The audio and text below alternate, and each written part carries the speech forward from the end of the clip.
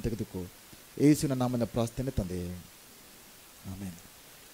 ನಮ್ಮ ಸತ್ಯವೇದಗಳ ನಮ್ಮ ಮೊದಲನೇ ಕೊಂತದವರೆಗೆ 15ನೇ ಅಧ್ಯಾಯ 12ರಿಂದ 20 ವಾಕ್ಯಗಳ ಕಡೆಗೆ ನಾವು ತಿರುಗಿಸುವಂತರಾಗೋಣ.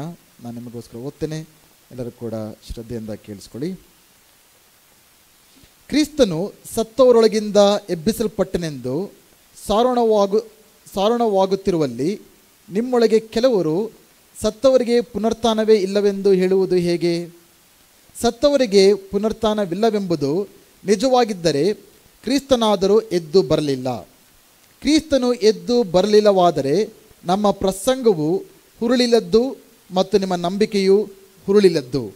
ಇದಲ್ಲದೆ ಸತ್ತವರು ಎದ್ದು ಬರುವುದಿಲ್ಲವೆಂಬುದು ನಿಜವಾಗಿದ್ದ ಪಕ್ಷದಲ್ಲಿ ದೇವರು ಕ್ರಿಸ್ತನನ್ನು ಎಬ್ಬಿಸಲೇ ಇಲ್ಲ. ಎಬ್ಬಿಸಿದನೆಂದು ಸಾಕ್ಷಿ ಕೊಟ್ಟ ನಾವು ದೇವರ ವಿಷಯವಾಗಿ ಸುಳ್ಳು ಸಾಕ್ಷಿ ಹೇಳಿದವರಾಗಿ ಕಂಡು ಬಂದೆವು. ಸತ್ತವರು ಎದ್ದು ಬರುವುದಿಲ್ಲವಾದರೆ ಕ್ರಿಸ್ತನು ಎದ್ದು ಬರಲಿಲ್ಲ. ಕ್ರಿಸ್ತನು ಎದ್ದು ಬರಲಿಲ್ಲವಾದರೆ ನಿಮ್ಮ ನಂಬಿಕೆಯು ನಿಷ್ಪ್ರಯೋಜನವಾಗಿದೆ. ನೀವು ಇನ್ನೂ ನಿಮ್ಮ ಪಾಪಗಳಲ್ಲಿಯೇ ಇದ್ದೀರಿ. ಇದು ಮಾತ್ರವಲ್ಲದೆ ಕ್ರಿಸ್ತವನವರಾಗಿ ನಿದ್ರೆ ಹೋದವರು ನಾಶವಾದರು. ಈ ಜೀವಮಾನ ಕಾಲದ ಪೂರ್ತಿಗೆ ನಾವು ಕ್ರಿಸ್ತನಲ್ಲಿ ನಿರೀಕ್ಷೆ ಇಟ್ಟುಕೊಂಡದ್ದೇ ಹೊರತು ಮತ್ತೇನೂ ಇಲ್ಲದಿದ್ದರೆ ಎಲ್ಲ ಮನುಷ್ಯರಲ್ಲಿಯೂ ನಿರ್ಭಾಗ್ಯರೇ ಸರಿ. ಆದರೆ ಕ್ರಿಸ್ತನು ಸತ್ತವರೊಳಗಿಂದ ಎದ್ದು ಬಂದೇ ಇದ್ದಾನೆ, ನಿದ್ರೆ ಹೋದವರಲ್ಲಿ ಪ್ರಥಮ ಫಲವಾದನು. ಈ ವಾಕ್ಯಗಳ ಮೂಲಕ ನಮಗೆ ಸ್ಪಷ್ಟವಾಗಿ ತಿಳಿಯಬರುವಂಥ ವಿಷಯವೇನೆಂದರೆ, ಯೇಸು ಸ್ವಾಮಿಯು ನಿಜವಾಗಿಯೂ ದೇಹದಿಂದ ಮರಣದಿಂದ ಪುನರುತ್ಥಾನ ಹೊಂದದೇ ಹೋಗಿದ್ದರೆ ನಮ್ಮ ಎಲ್ಲ ನಂಬಿಕೆಯೂ ವ್ಯರ್ಥ. ಇವತ್ತು ನಾವು ಈ ರೀತಿ ಕುಳಿತುಕೊಳ್ಳೋ ಅವಶ್ಯಕತೆ ಇಲ್ಲ, ದೇವರ ವಾಕ್ಯ ಕೇಳೋ ಅವಶ್ಯಕತೆ ಇಲ್ಲ. ಯೇಸು ಸ್ವಾಮಿಗೂ ಈ ಲೋಕದಲ್ಲಿ ಹುಟ್ಟಿದಂಥ ಎಲ್ಲ ಗಣ್ಯ ವ್ಯಕ್ತಿಗಳು, ಈ ಲೋಕದಲ್ಲಿ ಅನೇಕ ಗಣ್ಯ ವ್ಯಕ್ತಿಗಳು ಹುಟ್ಟಿದ್ದಾರೆ. ರಾಜಕೀಯ ವ್ಯಕ್ತಿಗಳಾಗಿರ್ಬೋದು, ವಿಜ್ಞಾನಿಗಳಾಗಿರ್ಬೋದು, ಸಮಾಜ ಪರವಾಗಿ ಅನೇಕ ವಿಶೇಷವಾದ ಕಾರ್ಯಗಳನ್ನು ಮಾಡಿರೋ ಆಗಿರ್ಬೋದು, ಬಡವರಿಗೆ, ದಿಕ್ಕೆಟ್ಟವರಿಗೆ, ಅನಾಥರಿಗೆ ಭಾಳ ಉದಾರವಾಗಿ ಕೊಟ್ಟಂಥ ಅನೇಕ ವ್ಯಕ್ತಿಗಳಿದ್ದಾರೆ. ಅವರಿಗೂ ಒಳ್ಳೆಯ ಬೋಧಕರಿದ್ದಾರೆ, ಗುರುಗಳು ಅನೇಕರಿದ್ದಾರೆ, ಒಳ್ಳೆಯ ವ್ಯಕ್ತಿಗಳು ಹುಟ್ಟಿದ್ದಾರೆ. ಆದರೆ ಯೇಸು ಸ್ವಾಮಿಗೂ ಅವರಿಗೂ ಇರುವ ವ್ಯತ್ಯಾಸ ಏನು? ವ್ಯತ್ಯಾಸ ಇದೆಯಾ? ವ್ಯತ್ಯಾಸ ಇದ್ದರೆ ಏನು? ದೇವರ ವಾಕ್ಯದಿಂದ ನಮಗೆ ಗೊತ್ತಾಗತ್ತೆ. ಏನಂದರೆ, ಯೇಸು ಸ್ವಾಮಿಗೂ ಈ ಲೋಕದಲ್ಲಿ ಎಷ್ಟೋ ಸಾವಿರಾರು ವರ್ಷಗಳಲ್ಲಿ ಹುಟ್ಟಿದಂಥ ಎಲ್ಲ ಮನುಷ್ಯರಿಗೂ ಇರುವಂಥ ಒಂದೇ ವ್ಯತ್ಯಾಸ ಏನಂದರೆ, ಯೇಸು ಒಬ್ಬನೇ ಆತ ಮರಣದಿಂದ ಎದ್ದವನು. ಹಾಲೆಲೂಯ.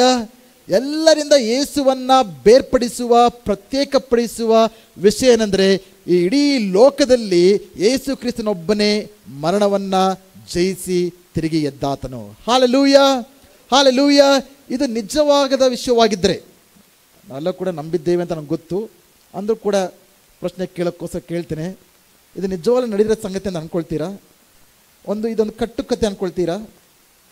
ಇದು ಒಂದು ಸುಮ್ಮನೆ ಯಾರೋ ಒಂದು ಹುಟ್ಟಿಸಿರೋ ಒಂದು ಸುಳ್ಳು ಮಾತು ಅಂದ್ಕೊಳ್ತಾ ಇದ್ದೀರಾ? ಅದು ನಿಜವಾಗಿಯೂ ಇದು ಇತಿಹಾಸದಲ್ಲಿ ನಡೆದಂಥ ಸಂಗತಿ ಅಂತ ನಂಬೋರಾಗಿದ್ದೀರಾ? ನಮ್ಗೆ ಗೊತ್ತು, ನಾನು ನಂಬಿದೆ ಎಂಬುದಾಗಿ. ಅನೇಕರು ಅಂದ್ಕೊಳ್ತೇವೆ ಇದು ಕೇವಲ ನಂಬಿಕೆ ವಿಷಯ ಅಂತ. ಇದು ಕೇವಲ ಸುಮ್ಮನೆ ನಂಬುವಂಥ ವಿಷಯ ಅಲ್ಲ. ಇದಕ್ಕೆ ಪುರಾವೆಗಳಿವೆ, ಆಧಾರಗಳಿವೆ, ಸಾಕ್ಷಿಗಳಿವೆ. ಸೊ ಕ್ರೈಸ್ತವರಾದ ನಾವು ಅದನ್ನು ತಿಳ್ಕೊಂಡಿರಬೇಕು. ನಾವು ಇತರರಿಗೂ ಕೂಡ ಅವಕಾಶಗಳು ಸಿಕ್ಕಾಗ ನಾವು ಈ ಪುನರುತ್ಥಾನದ ವಿಷಯವನ್ನು ಹೇಳುವಂಥರಾಗಿರಬೇಕು. ಯೇಸು ಸ್ವಾಮಿ, ಟಿಮೋತಿ ಕೆಲ್ಲರ್ ಎಂಬುದಾಗಿ ಒಬ್ಬ ಒಳ್ಳೆಯ ಕ್ರೈಸ್ತವ ಬೋಧಕರು, author, very powerful influential Christian personality, ಅವರೊಂದು ಮಾತನ್ನು ಹೇಳಿದರು. If Jesus rose from the dead, then you have to accept all that he said. If he didn't rise from the dead, then why worry about any of what he said? The issue on which everything hangs is not whether or not you like his teaching, but whether or he not rose from the dead. ಅವ್ರೇನು ಹೇಳ್ತಾರೆ ಅಂದರೆ, ಯೇಸು ಸ್ವಾಮಿ ಪುನರುತ್ಥಾನ ಹೊಂದಿಲ್ಲ ಅಂದರೆ ಆತನು ಹೇಳಿದ ಯಾವ ವಿಷಯಗಳನ್ನು ಕೂಡ ನಂಬ ಅವಶ್ಯಕತೆ ಇಲ್ಲ. ಆತನು ಪುನರುತ್ಥಾನ ಹೊಂದಿದ ನಿಜವಾದರೆ ಯೇಸು ಸ್ವಾಮಿ ಹೇಳಿದ ಎಲ್ಲ ವಿಷಯಗಳು ಕೂಡ ಸತ್ಯ ಎಂಬುದಾಗಿ ನಿರೂಪಿಸಲ್ಪಟ್ಟುತ್ತೆ. ಸೊ ನಮ್ಮ ಕ್ರೈಸ್ತವ ನಂಬಿಕೆ, ಸತ್ಯವೇದವು ಎಲ್ಲವೂ ಕೂಡ ನಿಂತುಕೊಂಡಿರುವ ವಿಷಯ ಅಂದರೆ ಪುನರುತ್ಥಾನ. ಪುನರುತ್ಥಾನ ಸುಳ್ಳಾದರೆ ಎಲ್ಲ ಸುಳ್ಳು ಅಂತ ಅರ್ಥ. ಪುನರುತ್ಥಾನ ನಿಜ ಅಂದರೆ ಯೇಸು ಸ್ವಾಮಿ ಹೇಳಿದ ಎಲ್ಲ ಮಾತುಗಳು ಕೂಡ ನಿಜ ಎಂಬುದಾಗಿ. ನಾವು ಕೇವಲ ಯೇಸು ಕ್ರಿಸ್ತನ ಒಬ್ಬ ಒಳ್ಳೆ ಗಣ್ಯ ವ್ಯಕ್ತಿನಾಗಿ ಕಾಣೋಕ್ಕೆ ಆಸ್ಪದ ಯೇಸು ಕ್ರಿಸ್ತನ ಕೊಟ್ಟಿಲ್ಲ. ಆತ ಒಳ್ಳೆ ಗುರು, ಒಳ್ಳೆ ವ್ಯಕ್ತಿ, ಬಂದು ಒಳ್ಳೆ ಕಾರ್ಯಗಳನ್ನು ಮಾಡಿದ್ರು, ಒಬ್ಬ ಒಳ್ಳೆ ಮನುಷ್ಯ ಅಂತ ಹೇಳೋ ಚಾನ್ಸ್ನ ಆಪ್ಷನ್ನ ಯೇಸು ಸ್ವಾಮಿ ಕೊಟ್ಟಿಲ್ಲ. ಯೇಸು ಸ್ವಾಮಿ ಜೀವಿತವನ್ನು ನಾವು ಗಮನಿಸಿದಾಗ, ಆತನು ಹೇಳಿದ ಎಲ್ಲ ಮಾತುಗಳಿಗೆ ನಾವು ಆಸಕ್ತಿಯಿಂದ ಗುರುತಿಸಿದಾಗ ನಾವು ಯೇಸು ಅಂದರೆ ಯಾರು ಅನ್ನೋದನ್ನು 3 ವಿಷಯಗಳು ಮಾತ್ರ ಹೇಳಬಲ್ಲೆವು. C.S. ಲೀವಿಸ್ ಅವರು ಹೇಳಿದರು, either is a liar or lunatic or lord. ಈ 3 ಕಂಕ್ಲೂಷನ್ ಬರಬೇಕು. ಯೇಸು ಸ್ವಾಮಿ ಯಾರು? ಯೇಸು ಸ್ವಾಮಿ ಹೇಳಿದ ಮಾತುಗಳನ್ನು ನಾವು ಗಮನಿಸಿ ನೋಡಿದಾಗ ಆತ 3 ತೀರ್ಮಾನಗಳಿಗೆ ಮಾತ್ರ ನಾವು ಬರಬೇಕು. ಒಂದು, ಅದು ಸುಳ್ಳಿರ್ಬೋದು, ಸುಳ್ಳುಗಾರ. 2ನೇದು, ಆತನೊಬ್ಬ ಹುಚ್ಚ. ಇಲ್ಲ 3ನೇದು, ಆತನ ಯಾರಾಗಿದ್ದಾನೆ? ಒಡೆಯನು, ಪ್ರಭುವಾಗಿದ್ದಾನೆ. ನೀವು ಯೇಸು ಕ್ರಿಸ್ತ ಸುಳ್ಳುಗಾರ ಅಂತ ತೀರ್ಮಾನಕ್ಕೆ ಬಂದರೂ ಪರವಾಗಿಲ್ಲ, ಓಕೆ. ಆತನೊಬ್ಬ ಹುಚ್ಚ ಆಗಿದ್ದ ಅಂತ ತೀರ್ಮಾನಕ್ಕೆ ಬಂದರೂ ಪರವಾಗಿಲ್ಲ. ಆದರೆ ಆತನೊಬ್ಬ ಒಳ್ಳೆ ಮನುಷ್ಯ, ಒಳ್ಳೆ ಗುರು ಅನ್ನೋ ತೀರ್ಮಾನಕ್ಕೆ ಬರೋಂಗಿಲ್ಲ. ಆತನಿಗೂ ಒಡೆಯನಂತ ನಾವು ಬರಬೇಕು, ಇಲ್ಲಾಂದರೆ ಆತನೊಬ್ಬ ಸುಳ್ಳುಗಾರನು ಅಥವಾ ಹುಚ್ಚ ಅಂತ ತೀರ್ಮಾನಕ್ಕೆ ಬರಬೇಕು. ಇನ್ನೂ ಸಿಂಪಲಾಗಿ ಹೇಳಿದ ಇನ್ನೊಬ್ಬರು, ಅವ್ರನ್ನ either is mad or bad or God. ಆತನೊಬ್ಬ ಹುಚ್ಚ ಆಗಿದ್ದ, ಇಲ್ಲ ಕೆಟ್ಟವನಾಗಿದ್ದ, ಇಲ್ಲ ಆತನು ದೇವರಾಗಿದ್ದ. ಸೊ ಯಾಕೆ ಹೇಳ್ತಾ ಇದ್ದೀನಂದರೆ, ನಾವು ಅನೇಕರು ಈ ಲೋಕದಲ್ಲಿ ಅನೇಕರು ಯೇಸು ಕ್ರಿಸ್ತನ ಬಗ್ಗೆ ಅಭಿಪ್ರಾಯ ಏನಂದರೆ, ನಾವು ನಂಬಿದ್ದೇವೆ ಯೇಸು ಕ್ರಿಸ್ತನ ದೇವರಂತ ನಂಬಿದ್ದೇವೆ. ಯೇಸು ಕ್ರಿಸ್ತನ ದೇವರಂತ ನಂಬಿರತಕ್ಕಂಥ ಜನರು ಅವ್ರ ಮನಸ್ಸಲ್ಲಿ ಒಂದು ಅಭಿಪ್ರಾಯ ಇದೆ, ಏನಂದರೆ ಅದೊಬ್ಬ ಒಳ್ಳೆ ಗುರುವಾಗಿದ್ದ, ಒಳ್ಳೆ ಮನುಷ್ಯ ಆಗಿದ್ದ, ಒಳ್ಳೆ ಮಾತುಗಳನ್ನು ಹೇಳ್ದ, ಒಳ್ಳೆ ಕಾರ್ಯಗಳನ್ನು ಮಾಡ್ದ, ಒಬ್ಬ ಒಳ್ಳೆ ವ್ಯಕ್ತಿ ಅಂತ ನೋಡ್ತಾರೆ. ಆ ರೀತಿಯಾಗಿ ಕನ್ಫ್ಯೂಷನ್ ಬರೋಕ್ಕೆ ಸಾಧ್ಯ ಇಲ್ಲ. ಅಥವಾ ದೇವರಂತ ಒಪ್ಕೋಬೇಕು, ಅಥವಾ ಒಬ್ಬ ಹುಚ್ಚ ಅಂತ ಒಪ್ಕೋಬೇಕು, ಸುಳ್ಳುಗಾರ ಅಂತ ಒಪ್ಕೋಬೇಕು. ಓಕೆ, ಅದಕ್ಕೆ ಆಧಾರಗಳಿವೆ. It is not just a fiction, it's a fact. ಈಗ ಈ ಲೋಕದಲ್ಲ ಜನರಿಗೆ ಯೇಸು ಸ್ವಾಮಿಯು ನಿಜವಾಗಿ ಪುನರುತ್ಥಾನದ ಎದ್ದ ಅಂತ ಹೆಂಗೆ ನಾವು ನಿರೂಪಿಸೋದು? ನಮ್ಮ ಹತ್ರ ಯೇಸು ಕ್ರಿಸ್ತನ ಜೀವಂತವರ ದೇಹ ಇಲ್ಲ. ನೋಡಪ್ಪ, ಯೇಸು ಸ್ವಾಮಿ ಜೀವಂತವಾಗಿ ಎದ್ದಿದ್ದಾರೆ ಎಂಬುದು ತೋರ್ಸೋಕ್ಕೆ ನಮ್ಮ ಹತ್ರ ಯೇಸು ಸ್ವಾಮಿಯ ಜೀವಂತವಾದ ದೇಹ ನಮ್ಮ ಹತ್ರ ಇಲ್ಲ. ಇದೆಯಾ? ಅವ್ರ ಹತ್ರ ಸತ್ತಿರೋ ದೇಹ ಇಲ್ಲ. ಲೋಕದಲ್ಲಿರತಕ್ಕಂಥ ಜನರು ನಿಮ್ಮ ಯೇಸು ಜೀವಂತವಾಗಿ ಎದ್ದಿಲ್ಲ, ನೋಡಿ ಅವ್ರ ದೇಹ ಇಲ್ಲೇ ಇದೆ. ಎಲ್ಲರ ದೇಹಗಳು ಸಮಾಧಿಗಳಿವೆ, ಮೂಳೆಗಳು ಸಿಗುತ್ತೆ, ಏನೋ ಸಿಗುತ್ತೆ. ಓಕೆ, ಆದರೆ ಯೇಸು ಸ್ವಾಮಿಯ ದೇಹ ಇಲ್ಲ. ಅವ್ರ ಹತ್ರ ಸತ್ತಿರೋ ದೇಹ ಇಲ್ಲ, ನಮ್ಮ ಹತ್ರ ಜೀವಂತವಾಗಿರೋ ದೇಹ ಇಲ್ಲ. ಸೊ ಹೆಂಗೆ ನಾವು ಇದನ್ನು ಪ್ರೂವ್ ಮಾಡೋ ಅಂಥದ್ದು ಯೇಸು ಸ್ವಾಮಿ ನಿಜವಾಗ್ಲೂ ಕೂಡ ಪುನರುತ್ಥಾನದಿಂದ ಎದ್ದರು ಎಂಬುದಾಗಿ? ಇದಕ್ಕೆ ನಾವು ಎವಿಡೆನ್ಸ್ ಬಂದ್ಬಿಟ್ಟು ಫಿಸಿಕಲ್ ಎವಿಡೆನ್ಸ್ ತೋರ್ಸೋಕ್ಕಾಗಲ್ಲ, ಸೈಂಟಿಫಿಕ್ ಎವಿಡೆನ್ಸು ತೋರ್ಸೋಕ್ಕಾಗಲ್ಲ. ಸೈಂಟಿಫಿಕ್ ಎವಿಡೆನ್ಸ್ ಪ್ರಕಾರ ಒಂದನ್ನು ನಾವು ಅಬ್ಸರ್ವ್ ಮಾಡಬೇಕು, ಇಲ್ಲಾಂದರೆ ಲ್ಯಾಬ್ರೇಟರಿ ರೀಪ್ರೊಡ್ಯೂಸ್ ಮಾಡಬೇಕು. ಯೇಸು ಸ್ವಾಮಿಯ ದೇಹನ ಯಾರು ಅಬ್ಸರ್ವ್ ಮಾಡಿದವರು ಇಲ್ಲ, ಆತನ ದೇಹನ ಬಂದು ಮತ್ತೆ ಸೈಂಟಿಫಿಕ್ ಲ್ಯಾಬ್ರೇಟರಿ ರೀಪ್ರೊಡ್ಯೂಸ್ ಮಾಡೋ ಕೂಡ ಆಗೋದಿಲ್ಲ. But there is only one evidence that we can give. ಒಂದು ಎವಿಡೆನ್ಸ್ ಮಾತ್ರ ಕೊಡೋಕ್ಕೆ ಸಾಧ್ಯ. ಅದೇನೆಂದರೆ it's a legal evidence or historical evidence. ಇವತ್ತಿನ ನ್ಯಾಯಾಲಯಗಳಲ್ಲಿ ಯಾವ ರೀತಿಯಾಗಿ ಅವ್ರ ಎವಿಡೆನ್ಸ್ನ ಪರೀಕ್ಷೆ ಮಾಡ್ತಾರೆ ನೋಡಿ, ಅವರ ಸಾಕ್ಷಿಗಳನ್ನು, ಆಧಾರಗಳನ್ನು ಯಾವ ರೀತಿಯಾಗಿ ಗಮನಿಸ್ತಾರೋ ಆ ಒಂದು ಎವಿಡೆನ್ಸ್ನ ನಾವು ಕೊಡೋಕ್ಕೆ ಸಾಧ್ಯ. ಎಲ್ಲ ಕೇಸ್ಗಳಲ್ಲಿ ಇವತ್ತು, ಓಕೆ, ಇಡೀ ಎಲ್ಲ ಕೋರ್ಟ್ಗಳಲ್ಲಿ, ನಮ್ಮ ಒಂದು ನ್ಯಾಯಾಲಯಗಳಲ್ಲಿ ಯಾವ ರೀತಿಯಾಗಿ ಕೇಸ್ಗಳನ್ನು ಪ್ರೂವ್ ಮಾಡ್ತಾರೆ. ಜಡ್ಜು ಒಂದು ಕೇಸನ್ನು ನೋಡಿ ಇದು ಸುಳ್ಳು, ಇದು ನಿಜ ಅಂತ ಯಾವ ಒಂದು ರೀತಿಯಲ್ಲಿ ಬರೋಕ್ಕೆ ಸಾಧ್ಯ. ಆ ಒಂದು ಆಧಾರಗಳನ್ನು ನಾವು ಯೇಸುವಿನ ಪುನರುತ್ಥಾನದ ಬಗ್ಗೆ ಕೂಡ ನಾವು ಪರಿಶೀಲನೆ ಮಾಡಬೇಕಾಗತ್ತೆ. ಕೋರ್ಟ್ಗಳಲ್ಲಿ 2 ರೀತಿಯಾದ ಎವಿಡೆನ್ಸಸ್ನ ಜನರು ಇಡ್ತಾರೆ. ಒಂದು ಐ ವಿಟ್ನೆಸಸ್, 2ನೇದು ಸರ್ಕಮ್ಸ್ಟಾನ್ಷಿಯಲ್ ಎವಿಡೆನ್ಸಸ್ ಅಂತ. ಒಂದು ಸಾಕ್ಷಾತ್ತಾಗಿ ನೋಡಿದಂಥ ಜನರ ಸಾಕ್ಷಿ, that is the best evidence. 2ನೇದು ಸರ್ಕಮ್ಸ್ಟಾನ್ಷಿಯಲ್ ಎವಿಡೆನ್ಸಸ್, ಅಂದರೆ ಪರಿಸ್ಥಿತಿಗಳ ಒಂದು evidences. Okay, let me explain to you. ಉದಾಹರಣೆಗೆ, ನಮ್ಮ ಹತ್ತಿರದಲ್ಲಿರತಕ್ಕಂಥ ನಂದಿ ಬೆಟ್ಟದಲ್ಲಿ ತುದಿಯಲ್ಲಿ ಯಾವುದೋ ಒಂದು ಹೆಂಗಸಿನ ದೇಹ ಸಿಕ್ತು ಅಂದ್ಕೊಳ್ಳಿ. ಓಕೆ, ಈಗ ಒಂದು ಕನ್ಕ್ಲೂಷನ್ ಬರಬೇಕು. ಯಾರು ನೋಡಿಲ್ಲ ಅದನ್ನು, ನಾವು ಅದನ್ನು ಹೆಂಗೆ ಕನ್ಕ್ಲೂಷನ್ಗೆ ಬರಬೇಕು. ಯಾರಾದರೂ ಆ ಹೆಂಗಸನ್ನು ನಂದಿ ಬೆಟ್ಟದ ಮೇಲಿಂದ ತಳ್ಳಿದ್ರ, ಇದು ಆಕೆ ಬಿದ್ಲ ಅಥವಾ ಆಕ್ಸಿಡೆಂಟಾ ಅಂತ ಹೆಂಗೆ ಗೊತ್ತಾಗುತ್ತೆ? ಕೋರ್ಟಿಗೆ ಬಂದಿದ್ದಾರೆ, ಮೇ ಬಿ ಅವ್ರ ಗಂಡನ ಫಸ್ಟ್ ಸಸ್ಪೆಕ್ಟ್ ಯಾರು, ಮನೇಲಿ ಏನೇನು ನಡೆದ್ರು, ಹೆಂಡತಿಗೆ ಗಂಡನ ಹಿಡ್ಕೊಂಬಂದವ್ರೆ.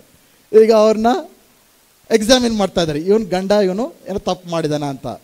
ಸೊ ಯಾರಾದರೂ ಒಬ್ಬರು ಬಂದು, ಇವರು ಗಂಡ ಬಂದು, ಈ ಹೆಂಗಸಿನ ಗಂಡ ಅವರು ಬೆಟ್ಟದ ಮೇಲಿಂದ ತಳ್ಳಿದ್ದು ನಾನು ನೋಡಿದೆ ಅಂತ ಹೇಳ್ಬಿಟ್ರೆ ಕ್ಲೋಸ್, ಅಲ್ಲಿಗೆ ಚಾಪ್ಟ್ರು. ಅದೇನಂತೇವೆ, ಅದನ್ನು ಐ ವಿಟ್ನೆಸ್ ಅಂತೇವೆ. ಅದು ಫಸ್ಟ್ ಆ್ಯಂಡ್ ಬೆಸ್ಟ್ ಎವಿಡೆನ್ಸ್. ಆ ಎವಿಡೆನ್ಸ್ ಇಲ್ಲ ಅಂದರೆ ಸೆಕೆಂಡ್, ಇನ್ನೊಬ್ಬ ವ್ಯಕ್ತಿ ಹೇಳ್ತಾನೆ, ಇನ್ನೊಬ್ಬ ವ್ಯಕ್ತಿ ಬಂದು ಹೇಳ್ತಾರೆ, ಗಂಡ ಹೆಂಡತಿ ಇಬ್ಬರು ಬೆಟ್ಟದ ಮೇಲೆ ನಡ್ಕೊಂಡು ಹೋಗಿದ್ದನ್ನು ನೋಡಿದೆ, ಆದರೆ ಕೆಳಗೆ ಬರಬೇಕಂದ್ರೆ ಒಬ್ಬರೇ ಗಂಡ ಮಾತ್ರ ವಾಪಸ್ ಬಂದು ನೋಡಿದೆ ಅಂತ ಹೇಳ್ತಾರೆ. ನಾವು that's a circumstantial evidence, one piece of evidence.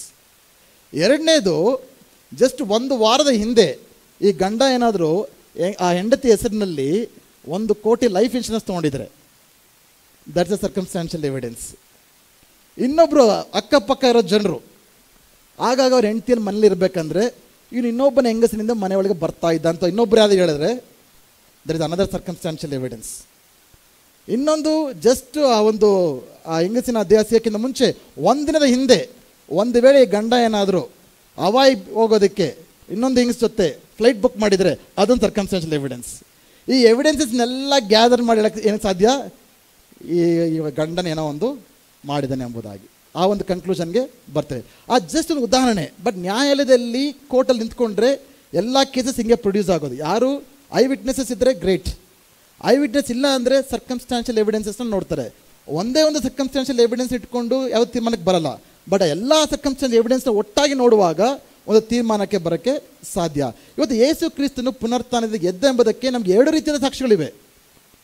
ಸಾಕ್ಷಾತ್ತಾಗಿ ಕಣ್ಣಿಂದ ಕಂಡಂಥ ಜನರು ಇದ್ದಾರೆ, I witnesses, those are the powerful evidences. ಎರಡನೇದು ಸರ್ಕಮ್ಸ್ಟಾನ್ಷಿಯಲ್ ಎವಿಡೆನ್ಸ್, ಇಬ್ಬರು ಕೂಡ ಇದ್ದಾರೆ. ಓಕೆ, ಸ್ವಲ್ಪ ಇವತ್ತು ನೀವು ಜ್ಞಾನ ಸ್ವಲ್ಪ ಚುರುಕಾಗಿ ಕೇಳಿಸ್ಕೋಬೇಕು, ಆಗಲಿ ನಿಮ್ಗೆ ಅರ್ಥ ಆಗೋದಿದಲ್ಲ. ಐ ವಿಟ್ನೆಸ್ ಅಂದರೆ ಯಾರು? ಯೇಸು ಸ್ವಾಮಿ ಪುನರುತ್ಥಾನದಿಂದ ಹುಟ್ಟಿದ್ದನ್ನು ಯಾರು ನೋಡಿದ್ರು? ಅನೇಕರು ನೋಡಿದ್ರು. ಹೆಂಗಸರು ನೋಡಿದ್ರು, ಶಿಷ್ಯರು ನೋಡಿದ್ರು, ಒಂದು ಸಾರಿ 500 ಜನರು ನೋಡಿದ್ರು. ಈ 4 ಸುವಾರ್ತೆಗಳಿದೆಯಲ್ಲ, ಮತ್ತನ ಬರೋ ಸುವಾರ್ತೆ, ಮಾರ್ಕನ ಬರೋ ಸುವಾರ್ತೆ, ಲೂಕನ ಬರೋ ಸುವಾರ್ತೆ, ಯೋನು, ಅವೆಲ್ಲ ಏನು ಕೂಡ they are all I witness accounts. ಅವ್ರ ಕಣ್ಣಾರೆ ಕಂಡಂಥ ಜನರು. ಒಂದು ವೇಳೆ ಅಂದ್ಕೊಳ್ತೇವೆ ಯಾಕೆ ಒಂದೊಂದು ಸುವಾರ್ತೆಯಲ್ಲಿ ಒಂದೊಂದು ಥರ ಇದೆ. ಒಂದು ಸುವಾರ್ತೆಯಲ್ಲಿ ಹೇಳ್ತಾರೆ ಒಬ್ಬ ದೇವದೂತ ಇದ್ದ ಅಂತ, ಇನ್ನೊಂದು ಸುವಾರ್ತೆಯಲ್ಲಿ ಹೇಳ್ತಾರೆ 2 ದೇವದೂತರು ಇದ್ದಾರೆ ಅಂತ. ಅವ್ರ ಮಧ್ಯದಲ್ಲೂ ಕೂಡ ಸ್ವಲ್ಪ ವೇರಿಯೇಷನ್ಸ್ ಇದೆ. ಅದನ್ನು ನಾವು ತಿಳ್ಕೊಂಡು ಈ ಒಂದು ಪುನರುತ್ಥಾನ ನಂಬಕ್ಕೆ ಸಾಧ್ಯ ಇಲ್ಲ ಅಂತ ಆರ್ಗ್ಯುಮೆಂಟ್ನ ಮಾಡೋರು ಇರ್ತಾರೆ. But actually in the court of the law ಆ ವೇರಿಯೇಷನ್ಸ್ ಇದ್ರೇ ಅದು ನಿಜ ಅಂತ ನಂಬಕ್ಕೆ ಸಾಧ್ಯ. ಇವರು ಮತ್ತಾಯ, ಮಾರ್ಕು, ಲೂಕು, ಯೋಹಾನು 4 ಒಂದು ಕಡೆ ಮೀಟಿಂಗ್ ಇಟ್ಕೊಂಡು ಈ ಪುನರುತ್ಥಾನದ ಬಗ್ಗೆ ಯಾವ ರೀತಿ ಹೇಳಬೇಕು ಅಂತ ಒಟ್ಟಾಗಿ ತೀರ್ಮಾನ ಮಾಡ್ಕೊಂಡು ಅವ್ರು ಹೇಳಿಲ್ಲ. ಅವರು ವೈಯಕ್ತಿಕವಾಗಿ ಅವರು ಏನೇನು ಕಂಡಿದ್ರೋ ಅದನ್ನೇ ಅವರು ಬರೆದಿದ್ದಾರೆ.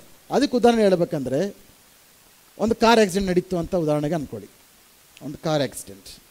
ಓಕೆ, ಸೊ ಒಬ್ಬ ಹೇಳ್ತಾನೆ, ಒಂದು ನಾಯಿ ಓಡೋಗೋದನ್ನು ನೋಡಿದೆ, ಆ ನಾಯಿನ ತಪ್ಸೋಕ್ಕೆ ಹೋಗಿ ಇವನು ಹೋಗಿ ಒಬ್ಬನ್ನ ಗುದ್ದದ ಅಂತ ಒಬ್ಬ ಹೇಳ್ತಾನೆ. ಇನ್ನೊಬ್ಬ ಹೇಳ್ತಾನೆ, ನಾನು ಇನ್ನೊಂದು ನಾಯಿನ ನೋಡಿದೆ, ಆ ನಾಯಿ ಈ ನಾಯಿನ ಅಟ್ಟಿಸ್ಕೊಂಡು ಹೋಗ್ತಾ ಇತ್ತು, ಅದಕ್ಕೆ ಆತನ ತಪ್ಸೋಕ್ಕೆ ಹೋಗಿ ಓಡ್ದ ಅಂತ ಹೇಳ್ತಾನೆ. ಈಗ ಇಬ್ಬರು ಸುಳ್ಳು ಹೇಳ್ತಾ ಇದ್ದಾರೆ, ನಿಜ ಹೇಳ್ತಾರೆ. ಯಾರು ನಿಜ ಹೇಳ್ತಾ ಇದ್ದಾರೆ? ಇಬ್ಬರು ಹೇಳ್ತಾ ಇರೋದು ನಿಜ. ಬಟ್ ಒಬ್ಬರು ತನ್ನ ಒಂದು ದೃಷ್ಟಿಕೋನದಿಂದ ಹೇಳ್ತಾ ಇದ್ದಾನೆ, ಇನ್ನೊಬ್ಬ ಅವರ ದೃಷ್ಟಿಕೋನದಿಂದ ಹೇಳ್ತಾ ಇದ್ದಾನೆ. ಅದಕ್ಕೆ ಸುವಾರ್ತೆಗಳಲ್ಲಿ we see lot of variations. ಪ್ರತಿಯೊಬ್ಬರು ಕೂಡ ತಮ್ಮ ದೃಷ್ಟಿಕೋನದಿಂದ ತಮ್ಮ ಅನುಭವದಿಂದ ಹೇಳಿದ್ದಾರೆ. ಆ variations itself is an evidence. ಅದು ಒಳ್ಳೆಯದು. ಪ್ರತಿಯೊಬ್ಬರದ್ದು ಕೂಡ ತಮ್ಮ ಒಂದು ಆಧಾರ ತಮ್ಮ ಒಂದು ಅನುಭವದಿಂದ ಹೇಳಿದ್ದಾರೆ. ಸೊ ಯೇಸು ಸ್ವಾಮಿ ಪುನರುತ್ಥಾನ ಹೊಂದಿದ ಎಂಬುದಕ್ಕೆ ಆಧಾರ ಏನು? ಫಸ್ಟ್ ಆ್ಯಂಡ್ ಫಾರ್ಮೋಸ್ಟ್ ಸಾಕ್ಷಾತ್ತಾಗಿ ಕಣ್ಣಿಂದ ಕಂಡಂಥ ಜನರಿದ್ದಾರೆ. ಇದನ್ನು ನಂಬಕ್ಕೆ ಸಾಧ್ಯನಾ? ಫಸ್ಟ್. ಇನ್ಮೇಲೆ ಕೆಲವೊಂದು ಸರ್ಕಮ್ಸ್ಟಾನ್ಷಿಯಲ್ ಎವಿಡೆನ್ಸಸ್ ನೋಡೋಣ. ಯೇಸುವಿನ ಖಾಲಿಯಾದ ಸಮಾಧಿ, empty tomb, this is the most powerful evidence. Yesu ಸ್ವಾಮಿಯ ಖಾಲಿಯ ಸಮಾಧಿ. ಇಡೀ ಪ್ರಪಂಚದಲ್ಲಿ ಒಂದೇ ಒಂದು ಖಾಲಿಯಾದ ಸಮಾಧಿ ಇರೋದು, ಅದು ಯಾರ್ದು? ಯೇಸುವಿನ ಸಮಾಧಿ. ಆ ಸಮಾಧಿಯ ಎವಿಡೆನ್ಸ್ಗಳನ್ನು ಗುರುತಿಸಿದವರು, ಅದ್ರ ಬಗ್ಗೆ ಪರಿಶೀಲಿಸಿದವರು, ಅದ್ರ ಬಗ್ಗೆ ರಿಸರ್ಚ್ ಮಾಡಿದವರು ಅನೇಕರು ಯೇಸುವನ್ನು ನಂಬಿದ್ದಾರೆ, ತಾವೇ ದೇವರೆಂಬುದಾಗಿ ಒಪ್ಕೊಂಡಿದ್ದಾರೆ. ಜೋಸ್ ಮೆಕ್ಡಾವಲ್ ಇರ್ಬೋದು, ಲೀ ಸ್ಟ್ರಾಬಲ್ ಇರ್ಬೋದು, ಫ್ರಾಂಕ್ ಮಾರಿಸನ್ ಇರ್ಬೋದು, ಅನೇಕರು ಅವರೆಲ್ಲರೂ ಕೂಡ ಪುನರುತ್ಥಾನವ ಆಗಿಲ್ಲ ಎಂಬುದನ್ನು ನಿರೂಪಿಸೋಕ್ಕೋಸ್ಕರ ಹೋಗಿ ಅದರ ಯೇಸು ಸ್ವಾಮಿ ಪುನರುತ್ಥಾನ ಹೊಂದಿದ್ದು ಒಂದು ಸುಳ್ಳು, ಒಂದು ಕಟ್ಟುಕತೆ, ಕ್ರೈಸ್ತರು ಎಬ್ಬಿಸಿರುವ ಅದೊಂದು ಕತೆ ಎಂಬುದಾಗಿ ನಿರೂಪಿಸಕ್ಕೆ ಹೋದವರು ಆ ಎವಿಡೆನ್ಸಸ್ನ ಕನ್ಸಿಡರ್ ಮಾಡಿದಾಗ they all became A believers. ಆ ಒಂದು ವಿಷಯವನ್ನು ನೋಡೋಣ, ಏನೇನೆಲ್ಲ ಈ ಖಾಲಿಯ ಸಮಾಧಿಯಲ್ಲಿ ಹೊಂದ್ಕೊಂಡಿದೆ. ಮೊದಲನೇದು ಬ್ರೋಕನ್ ರೋಮನ್ ಸೀಲ್. ಯೇಸು ಸ್ವಾಮಿಯನ್ನು ಸಮಾಧಿಯಲ್ಲಿ ಒಳಗಿಟ್ಟಾಗ, ಸಮಾಧಿ ಗುಹೆ ಹತ್ರ ಇರ್ತಾ ಇತ್ತು, ಅದರೊಳಗೆ ದೇಹವನ್ನು ಇಟ್ಟಿದ್ರು. ಅರಿಮಥಾಯಿ ಯೋಸೇಫನ ಒಂದು ಸಮಾಧಿಯಲ್ಲಿಟ್ಟರು. ಯೇಸು ಸ್ವಾಮಿನ ಸಮಾಧಿಯ ಮೇಲಿಟ್ಟು ದೊಡ್ಡ ಕಲ್ಲನ್ನು ಇಟ್ಟರು ಅವರು, ರೌಂಡ್ ಗುಂಡಾಗಿರೋದಂಥ ಕಲ್ಲು. ಆ ಕಲ್ಲಿಂದ ಮೇಲ್ಗಡೆಯಿಂದ ಕೆಳಕ್ಕೆ ಒಂದು ಕಾರ್ಡ್, ಒಂದು ದಾರನ ಹಾಕಿದ್ರು. ದಾರನ ಹಾಕಿ ಮೇಲ್ಗಡೆ ಕೆಳಗಡೆ ಎರಡು ಕೂಡ ಕ್ಲೇಯಿಂದ ಸೀಲ್ ಮಾಡಿದ್ರು. ಆ ಕ್ಲೇ ಮೇಲೆ ರೋಮನ್ ಗೌರ್ಮೆಂಟ್ ಅಧಿಕಾರದ ಒಂದು ಸೀಲನ್ನು ಹಾಕಿದ್ರು. ಆ ಸೀಲನ್ನು ಯಾರಾದರೂ ಕೂಡ, ಮುದ್ರೆಯನ್ನು ಯಾರಾದರೂ ಕೂಡ ಡಿಸ್ಟರ್ಬ್ ಮಾಡಿದ್ರೆ ಅವರನ್ನು ಉಲ್ಟಾ ಶಿಲುಬೆಗೆ ಹಾಕಿ ಸಾಯಿಸುವಂಥ ಶಿಕ್ಷೆ ಆ ದಿನದಲ್ಲಿದ್ದರು. ಸೊ ಅಂಥ ಒಂದು ಸೀಲನ್ನು ಬ್ರೇಕ್ ಮಾಡಿದವ್ರು ಯಾರು? ಶಿಷ್ಯರು. ಪೇತ್ರನ ಬಗ್ಗೆ ಗೊತ್ತು ಎಲ್ಲರಿಗೂ, ನಿಮಗೆ ಎಲ್ಲ ಶಿಷ್ಯರು ಗೊತ್ತು, ಎಲ್ಲರೂ ಕೂಡ ಓಡೋದಂಥವ್ರು, ಯೇಸು ಯಾರಂತ ಗೊತ್ತಿಲ್ಲ ಅಂದ್ಕೊಂಡು. ಓಕೆ, ಬೇರೆ ಯಾರು ಕೂಡ ಈ ಒಂದು ಸೀಲನ್ನು ಮುರಿಯೋಷ್ಟು ಧೈರ್ಯ ಯಾರಿಗಿದೆ? ರೋಮ ಸರ್ಕಾರದ ಒಂದು ಸೀಲನ್ನು ಮುರಿಯೋ ಧೈರ್ಯ ಯಾರಿಗೂ ಇಲ್ಲ. So that's A first evidence, ಯಾರು ಈ ಸೀಲನ್ನು ಮುರಿಯೋಷ್ಟು ಧೈರ್ಯ ಯಾರಿಗೆ ಬಂತು ಎಂಬುದಾಗಿ. ಎರಡನೇದು ಎಂಟಿ ಟೂಂಬ್, ಖಾಲಿಯಾದ ಸಮಾಧಿನೇ. ಈಗ ಶಿಷ್ಯರೆಲ್ಲರೂ ಕೂಡ ಯೇಸು ಸ್ವಾಮಿ ಪುನರುತ್ಥಾನದ ಇಂದ ಎದ್ದೆಂಬುದಾಗಿ ಎಲ್ಲೋಗಿ ಹೇಳಿದ್ರು? ರೋಮ್ಗೆ ಹೋಗಿಲ್ಲ, ಎಥೆನ್ಸ್ಗೆ ಹೋಗಿಲ್ಲ. ಎಲ್ಲೋಗಿ ಹೇಳಿದ್ರು ಅವರು ಎಲ್ಲರೂ ಕೂಡ? ಯೆರೂಸಲೇಮ್ ಪಟ್ಟಣದಲ್ಲೇ ಹೋಗಿ ಹೇಳಿದ್ರು, ಯೇಸು ಸ್ವಾಮಿಯು ಪುನರುತ್ಥಾನವಾಗಿದ್ದಾನೆ, ಮರಣದಿಂದ ಎದ್ದಿದ್ದಾನೆಂಬುದಾಗಿ. ಶಿಷ್ಯರೆಲ್ಲರೂ ಕೂಡ ಹೋಗಿ ಎಲ್ಲಿ ಸಾರಿದ್ರು? ಯೆರೂಸಲೇಮ್ನಲ್ಲಿ. ಒಂದು ವೇಳೆ ಯೇಸು ಸ್ವಾಮಿಯು ನಿಜವಾಗಿಯೂ ಪುನರುತ್ಥಾನದಿಂದ ಎದ್ದದೇ ಹೋಗಿದ್ದರೆ ಅವರೆಲ್ಲ ಮಾಡಬೇಕಾದ ಒಂದು ವಿಷಯ ಸಿಂಪಲ್, ಅವ್ರು ಹೋಗಿ ಯೇಸು ಸ್ವಾಮಿಯ ದೇಹ ಅಂತ ತೋರಿಸ್ಬೇಕಾಗಿತ್ತು. ಎಲ್ಲ ಅಧಿಕಾರ ಅವ್ರ ಕೇಳಿತ್ತು, ರೋಮ ಸರ್ಕಾರ ಅವ್ರ ಕೇಳಿತ್ತು, ಯಹೂದ್ಯರ ಮಹಾಯಾಜಕರು ಅವರ ಒಂದು ಅಧಿಕಾರ ಅವ್ರ ಕೇಳಿತ್ತು. ಅವರೆಲ್ಲರೂ ಕೂಡ ಯೇಸು ಸ್ವಾಮಿಯ ದೇಹನ ಪ್ರದರ್ಶಿಸಬಹುದಾಗಿತ್ತು. ಬಟ್ ಅವ್ರು ಯಾರು ಕೂಡ ಯೇಸು ಸ್ವಾಮಿಯ ದೇಹವನ್ನು ಕೂಡ ಕಂಡುಹಿಡಿಯೋಕ್ಕೆ ಸಾಧ್ಯ, ಆವತ್ತು ಕಂಡುಹಿಡಿಯೋಕ್ಕಾಗಿಲ್ಲ. ಇವತ್ತೆಷ್ಟೋ ಸಾವಿರ ವರ್ಷಗಳಾಗಿದ್ರು ಕೂಡ ಯಾರು ಕೂಡ ಯೇಸು ಕ್ರಿಸ್ತನ ದೇಹವನ್ನು ಕಂಡುಹಿಡಿಯೋಕ್ಕೆ ಸಾಧ್ಯನೇ ಆಗಿಲ್ಲ. ಮೂರನೇದು ಲಾರ್ಜ್ ಸ್ಟೋನ್ ಮೂಡು, ದೊಡ್ಡ ಕಲ್ಲು. ಆಗ ಪಿಕ್ಚರ್ಗಳು ನೋಡ್ತೀರಾ, ಆ ಕಲ್ಲಿನ ವೆಯ್ಟ್ ಎಷ್ಟು ಗೊತ್ತಾ? 1.5 to 2 tons, 2000 kg. ಸುಮಾರು ಒಂದು ಕಲ್ಲನ್ನು ತಳ್ಳಬೇಕಂದ್ರೆ 20 ರಿಂದ 25 ಜನ ಬೇಕು ಆ ಕಲ್ಲನ್ನು ತಳ್ಳಕ್ಕೆ. ಆಮೇಲೆ ಪೊಸಿಷನಿಂಗ್ ಯಾವ ರೀತಿ ಇತ್ತಂದರೆ, ಆ ಕಲ್ಲಿನ ಪೊಸಿಷನಿಂಗ್ ಅದು ಸುಮ್ಮನೆ ಯಾರೋ ಇಲ್ಲಿ ನೆಟ್ಟದಂಗಿಲ್ಲ, ಅದನ್ನು ಹೋಗಿ ಯಾರೋ ಎತ್ತು ಅಪ್ಪಾಗಿತ್ತು ಅಲ್ಲೋಗಿ ಎತ್ತಿಟ್ಟದಂಗಿದೆ ಸ್ಥಳ. ಅದು ಯಾರು ಆ ರೀತಿಯಾಗಿ ತಳ್ಳಕ್ಕೆ ಸಾಧ್ಯ ಅನ್ನೋದನ್ನು ನಾವು ಯೋಚನೆ ಮಾಡಬೇಕಾಗತ್ತೆ. ನಾಲ್ಕನೇದು, ಈ ರೋಮ ಸೈನಿಕರಿದ್ರಲ್ಲಿ ಯಾಜಕರೆಲ್ಲ ಹೋಗಿ ಫಸ್ಟೇ ಕೇಳ್ಕೊಂಡ್ರು ಗವರ್ನರ್ ಹತ್ರ, ಯೇಸು ಸ್ವಾಮಿ ಬದುಕಿರ್ಬೇಕಂತ ಹೇಳಿದ್ರು, 3 ದಿನ ಆದಮೇಲೆ ನಾನು ಎದ್ದೊಳ್ತೀನಂತ. ಅದನ್ನ ಎದ್ದು ಬರ್ದರಂಗೆ ನೀವೇನು ಮಾಡಿದ್ರೆ ಸಮಾಧಿಯನ್ನು ಭದ್ರಪಡಿಸ್ಬೇಕೆಂಬುದಾಗಿ ಪರ್ಮಿಷನ್ಸ್ ತೊಗೊಂಡ್ರು. ಅಲ್ಲಿ ಸುಮಾರು ಸೈನಿಕರನ್ನ ಇಟ್ಟರು. ಆ ದಿನ ಸೈನಿಕರು ತಮ್ಮ ಕೆಲಸ ಸರಿಯಾಗಿ ಮಾಡಿಲ್ಲ ಅಂದರೆ ಏನು ಶಿಕ್ಷೆ ಆಗ್ತಾಯಿತ್ತು ಗೊತ್ತಾ? ಅವ್ರು ಹಾಕ್ಕೊಂಡಿರೋ ಬಟ್ಟೆ ಬಿಚ್ಚಿ ಆ ಬಟ್ಟೆನ ಬೆಂಕಿ ಹಚ್ಚಿಸಿ ಆ ಬೆಂಕಿಯಿಂದ ಆ ಸೈನಿಕನ ಸುಡುವಂಥ ಶಕ್ತಿ ಪದ್ಧತಿ ಆ ದಿನಗಳಲ್ಲಿ. ಒಂದು ವೇಳೆ ಒಂದು 10 ಸೈನಿಕರಿದ್ದಾಗ ಯಾರು ತಪ್ಪು ಮಾಡಿದ್ರು ಅಂತ ಗೊತ್ತಾಗದೆ ಹೋಗಿದ್ದರೆ ಅವ್ರು 10 ಜನರ ಚೀಟಿ ಹಾಕ್ತಾಯಿದ್ರು. ಯಾವ ವ್ಯಕ್ತಿ ಹೆಸರು ಬರುತ್ತೋ ಆ ವ್ಯಕ್ತಿನ ಸುಟ್ಟಾಕ್ತಾಯಿದ್ರು. ಆ ಭಯದಿಂದ ಈ ರೋಮ ಸೈನಿಕರು ಭಾಳ ಆಸಕ್ತಿಯಿಂದ ಶಾರ್ಪಾಗಿ ಕೆಲಸ ಮಾಡ್ತಾಯಿದ್ರು. ಸೊ ಬಟ್ ಅದಾದ್ಮೇಲೆ ಇದ್ದಕ್ಕಿದ್ದಂಗೆ ಎಲ್ಲರೂ ಮಿಸ್ ಆಗ್ಬಿಟ್ಟಿದ್ದಾರೆ, ಒಬ್ಬರು ಕೂಡ ಕಾಣಿಸ್ತಾ ಇಲ್ಲ, ಕಾಣೆ ಆಗ್ಬಿಟ್ಟಿದ್ದಾರೆ. ಏನಾದರೂ ಇವ್ರು ಏನಾದರೂ. 5ನೇದು grave clothes tell a tale, ಅಂದರೆ ಅವ್ರ ಯೇಸು ಸ್ವಾಮಿಯ ಸಮಾಧಿ ಬಟ್ಟೆಗಳಿದೆ. ಅಲ್ಲಿ ಸಮಾಧಿ ಒಳಗೆ ಪೂರ್ತಿ ಖಾಲಿ ಇತ್ತು ಅಂತ ಹೇಳೋಕ್ಕಾಗಲ್ಲ, ದೇಹ ಇರಲಿಲ್ಲ. ಬಟ್ ಏನಿತ್ತು? ಯೇಸು ಸ್ವಾಮಿಯ ಬಟ್ಟೆಗಳನ್ನ ನೀಟಾಗಿ ಮಡಚಿಬಿಟ್ಟು ಐರನ್ ಹಾಕಿ ನಮ್ಮ ಮನೇಲಿ ಯಾವ ರೀತಿ ಬಟ್ಟೆ ಮಡಿಸ್ತೀವೋ ಆ ರೀತಿಯಾಗಿ ಮಡಚಿಟ್ಟಿದ್ದಾರೆ. ಇನ್ನೊಂದು, ಅವರ ದೇಹ ಸುತ್ತಂಥ ಬಟ್ಟೆ, ಆ ದೇಹ ಮಾತ್ರ ತೆಗೆದಾಗ ಬಟ್ಟೆ ಯಾವ ರೀತಿ ಇರುತ್ತೋ ಹಾಗೆ ಇರ್ತದೆ, ಡಿಸ್ಟರ್ಬ್ ಆಗ್ದಂಗೆ. ಯೋಹಾನನ್ ಅದನ್ನು ನೋಡಿ ಅಲ್ಲೇ ನಂಬಿಟ್ಟ, ಅವನು ಯೇಸು ಸ್ವಾಮಿನ ಜೋಲು ಪುನರುತ್ಥಾನ ಹೊಂದಿದ ಅಂತ. ಯಾರು ಕಳ್ಳರು ಬಂದು ತೊಗೊಂಡೋಗಿದ್ರೆ ಅವ್ರ ಪಾಪ ಬಟ್ಟೆ ಎಲ್ಲ ಬಿಚ್ಚಿ ಮಡಚಿ ಪಕ್ಕಕ್ಕೆ ನೀಟಾಗಿಟ್ಟು ಹೋಗ್ತಾರ. ಇನ್ನೊಂದು, ಬರೀ ದೇಹನ ಮಾತ್ರ ಎತ್ತುಬಿಟ್ಟು ಆ ಬಟ್ಟೆನ ಹಂಗೆ ಸುತ್ತಿಟ್ಬಿಡೋಕ್ಕಾಗತ್ತಾ? So this are all very powerful evidences. So ಇವೆಲ್ಲ ಕೂಡ ಈ ಒಂದು ಖಾಲಿಯಾದ ಸಮಾಧಿಯಿಂದ ನಾವು ತಿಳ್ಕೊಳ್ಬೇಕಾಗತ್ತೆ, ಇದು ಒಂದು ಎವಿಡೆನ್ಸ್ ಯೇಸು ಸ್ವಾಮಿ ಪುನರುತ್ಥಾನ ಹೊಂದಿದೆ ಎಂಬುದಾಗಿ. ಎರಡನೇದು, ಯೇಸು ಸ್ವಾಮಿ ಶಿಷ್ಯರ ಜೀವಿತಗಳನ್ನು ಗಮನಿಸಿ. ಪುನರುತ್ಥಾನ ಹೊಂದಕ್ಕಿಂತ ಮುಂಚೆ ಯೇಸು ಸ್ವಾಮಿ ಶಿಷ್ಯರೆಲ್ಲ ಏನಾಗಿದ್ದರು? ಶಿಲುಬೆ ಹಾಕಲ್ಪಟ್ಟಾಗ ಎಲ್ಲರೂ ಕೂಡ ಒಂದು ಹಾಲ್ಗೆ ಹೋಗಿ ಲಾಕ್ ಮಾಡಿಕೊಂಡು ಭಯದಿಂದ ಇದ್ದಾರೆ. ಯೇಸು ಸ್ವಾಮಿನ ಶಿಲುಬೆಗೆ ಹಾಕಿದ್ದಾರೆ, ನಾಳೆ ನಮ್ಮನ್ನು ಹಿಡಿತಾರೆ. ಓಕೆ, ಒಬ್ಬ ಕಳ್ಳನ ಹಿಡಿದ್ರೆ ಆ ಕಳ್ಳನ ಗುಂಪನ್ನ ಎಲ್ಲರೂ ಕೂಡ ಹಿಡಿತಾರೆ. ನೆಕ್ಸ್ಟ್ ನಮ್ಮ ಟರ್ನ್ ನಂಬುದು. ಎಲ್ಲ ಭಯ ಪಟ್ಕೊಂಡು ನಡುಗ್ತಾ ತಪ್ಪಿಸ್ಕೊಂಡು ರಹಸ್ಯವಾದ ಸ್ಥಳದಲ್ಲಿದ್ದಾರೆ. ಯೇಸು ಸ್ವಾಮಿ ಪುನರುತ್ಥಾನ ಹೊಂದಿದ ಮೇಲೆ ಇದೇ ಶಿಷ್ಯರು ಬಹಿರಂಗವಾಗಿ ಸಮಾಜಕ್ಕೆ ಹೋಗಿ ಎಲ್ಲ ಜನರಿಗೆ ಸಮುದಾಯದಲ್ಲಿ ನೀವೇ ಯೇಸು ಸ್ವಾಮಿಯನ್ನು ಕೊಂದಾಕಿದ್ದೆವು ಧೈರ್ಯವಾಗಿ ಮಾತಾಡ್ತಾ ಇದ್ದಾರೆ. ಈ ಧೈರ್ಯ ಅವ್ರಿಗೆ ಎಲ್ಲಿಂದ ಬಂತು? ಈ ರೂಪಾಂತರ, ಈ ಬದಲಾವಣೆ ಎಲ್ಲಿಂದ ಬಂತು? That's A very powerful evidence. ಎರಡನೇದು. ಮೂರನೇದು ನೋಡ್ತೇವೆ, large crowd of I witnesses. ಇದು ಕಣ್ಣರೆ ನೋಡಿದ್ದು ಕೇವಲ ಯೇಸು ಕ್ರಿಸ್ತ ಶಿಷ್ಯರು ಮಾತ್ರ ಅಲ್ಲ. ಪೌಲನು ಬರೀತಾನೆ, ಓದಿದಂಥ ಪೌಲನ ಪತ್ರಿಕೆಯಲ್ಲಿ 1ನೇ ಕೊರಿಂಥದವರಿಗೆ 15ನೇ ಅಧ್ಯಾಯದಲ್ಲಿ ಒಂದೇ ಸಾರಿ ಸುಮಾರು 500 ಜನರು ಯೇಸು ಸ್ವಾಮಿಯ ಪುನರುತ್ಥಾನವನ್ನು ಕಂಡಿದ್ರು ಎಂಬುದಾಗಿ. ಅವರೆಲ್ಲರನ್ನೂ ಕೂಡ ತಂದು ಕೋರ್ಟಲ್ಲಿ ನಿಲ್ಲಿಸಿದ್ರೆ ಹೇಳಿ, ಒಂದು 500 ಜನ ಇದ್ದಾರೆ. 500 ಜನಕ್ಕೆ 6 ನಿಮಿಷ ಕೊಟ್ಟರೆ ಎಷ್ಟಾಗುತ್ತೆ? ಎಷ್ಟು ನಿಮಿಷ ಆಗುತ್ತೆ? 3000 ನಿಮಿಷ ಆಗುತ್ತೆ. 3000 ನಿಮಿಷ ಸುಮಾರು 5 ಗಂಟೆ ವಿಟ್ನೆಸ್ ನಮಗೆ ಸಿಗುತ್ತೆ. ಪ್ರತಿಯೊಬ್ಬರು ಕೂಡ ಯೇಸು ಸ್ವಾಮಿ ಪುನರುತ್ಥಾನವನ್ನು ನೋಡಿದಂಥವರು. ಸೊ ಎಲ್ಲರೂ ಕೂಡ ನೋಡಿದ ವಿಷಯ ನೋಡ್ತೇವೆ. 4ನೇದು, ಯೇಸು ಸ್ವಾಮಿಯನ್ನು ನಂಬದೇ ಇರತಕ್ಕಂಥವ್ರು, ನಾಸ್ತಿಕರು, ಯೇಸು ಸ್ವಾಮಿಯನ್ನು ವಿರೋಧಿಸಿದಂಥವರು ಕೂಡ ಯೇಸು ಸ್ವಾಮಿಯನ್ನು ನಂಬಿದ್ರು. ಅದು ಹೇಗೆ ಸಾಧ್ಯ? ಯೇಸು ಸ್ವಾಮಿಯ ಇನ್ನೊಬ್ಬ ತಮ್ಮ ಇದ್ದ, ಯಾಕೋಬನೆಂಬುದಾಗಿ. ಯೇಸು ಸ್ವಾಮಿ ಇದ್ದಾಗ ತನ್ನ ಇತರ ಸಹೋದರೆಲ್ಲರೂ ಕೂಡ ಯೇಸುವನ್ನು ನಂಬಲಿಲ್ಲ. ಅವನು ಹುಚ್ಚ ಅನ್ಕೊಳ್ಳೋರು, ಅವನ ಮೇಲೆ ಗೇಲಿ ಮಾಡೋರು, ಹಾಸ್ಯ ಮಾಡೋರು. ಅದರಲ್ಲಿ ಯಾಕೋಬ ಒಬ್ಬ. ಆಮೇಲೆ ನೋಡ್ತೇವೆ, ಯಾಕೋಬನು ಕೂಡ ವಿಶ್ವಾಸಿ ಆಗ್ತಾನೆ.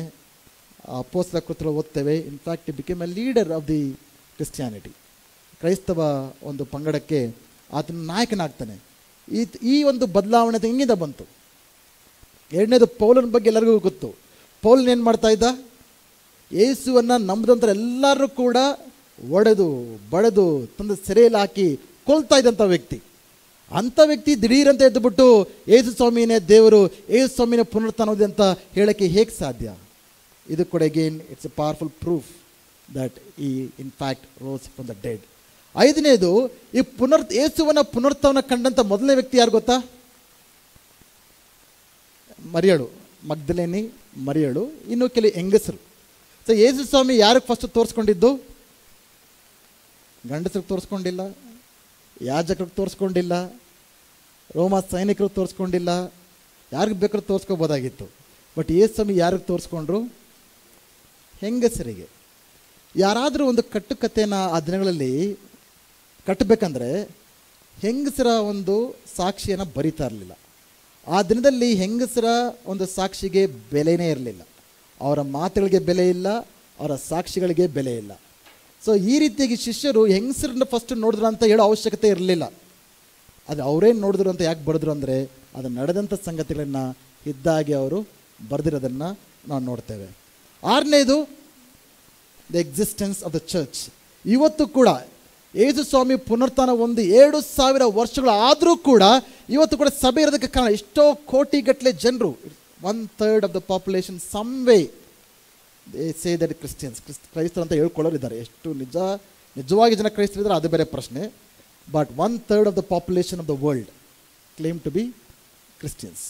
ಓಕೆ, ಇಷ್ಟು ವರ್ಷ ಆದರೂ ಕೂಡ ಇನ್ನೂ ಕ್ರೈಸ್ತವ ಸಭೆ ಇರತಕ್ಕಂಥದ್ದು ಅದ್ಭುತವಾದ ವಿಷಯ. ಅದನ್ನು ಕಟ್ಟುಕತೆ ಮೇಲೆ ನಿಂತಿರೋ ಒಂದು ವಿಷಯ ಅಲ್ಲ.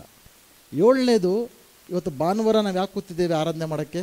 ಯಾಕೆ ಭಾನುವಾರ ನಾವು ಆಯ್ಕೆ ಮಾಡ್ಕೊಂಡ್ವಿ? ಸಬ್ಬತ್ ದಿನ ಭಾನುವಾರ ಅಲ್ಲ. ಯಹೂದ್ಯರು ಯಾವತ್ತು ಆರಾಧನೆ ಮಾಡ್ತಾಯಿದ್ರು? 7ನೇ ದಿನ, ಅಂದರೆ ನಮ್ಮ ಲೆಕ್ಕದಲ್ಲಿ ಶನಿವಾರ. ಬಟ್ ಫಸ್ಟ್ ಯೇಸು ಸ್ವಾಮಿನ ನಮ್ಮದವರೆಲ್ಲರೂ ಕೂಡ ಯಾರು ಮೊದಲನೇ ಶತಮಾನದಲ್ಲಿ? ಯಹೂದ್ಯರು. ಅವರೆಲ್ಲ ಮೊದಲನೇ ದಿನ ಯೇಸುವನ್ನು ಆರಾಧನೆ ಮಾಡೋಕ್ಕೆ ಪ್ರಾರಂಭಿಸಿದ್ರು, ಸಭೆಯಾಗಿ ಕೂಡಿ ಬರೋದಕ್ಕೆ ಪ್ರಾರಂಭಿಸಿದ್ರು. ಅವ್ರಿಗೆಲ್ಲ ಹಾಲಿಡೇ ಯಾವಾಗ? ಯಹೂದ್ಯರಿಗೆ ಶನಿವಾರ. ಭಾನುವಾರ ಹಾಲಿಡೇನಾ? ಅಲ್ಲ. ಅಂದರೂ ಕೂಡ ಅವರು ಭಾನುವಾರ ಸಭೆಯಾಗಿ ಸೇರಿ ಬರ್ತಾಯಿದ್ರು.